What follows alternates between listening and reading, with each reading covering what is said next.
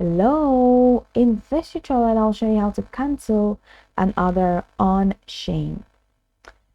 You can cancel only before your order ships, once the status changes to processing or beyond, and especially shipped. Cancellation is no longer available. You need to return instead.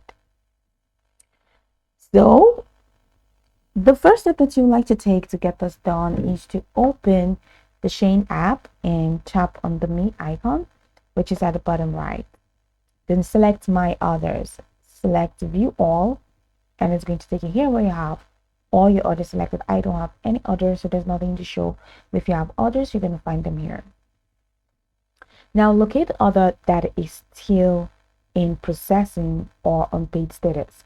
You can click on Unpaid tab to check the order that is unpaid or processing. Once you locate the order, tap the order to open its details.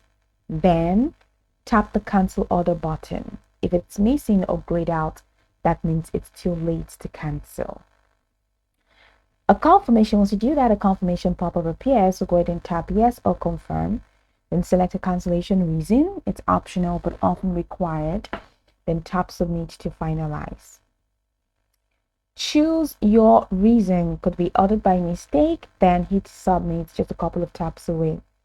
Now choose to refund to your original payment method, which is bank or card, which can take 5 to 14 business days, or to your Shein wallet, which is instantly or within 24 hours. Then you'll get an in-app notification and or email within 24 hours confirming cancellation. If you do not receive confirmation, reach out via our live chat by clicking on the live chat button at the top right corner. Then that's it.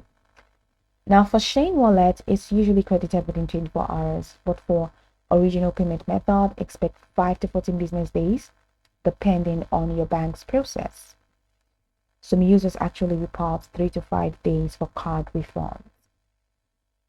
Okay, so could be a cooperative brand order. All right, so that's what if the cancel button is gone.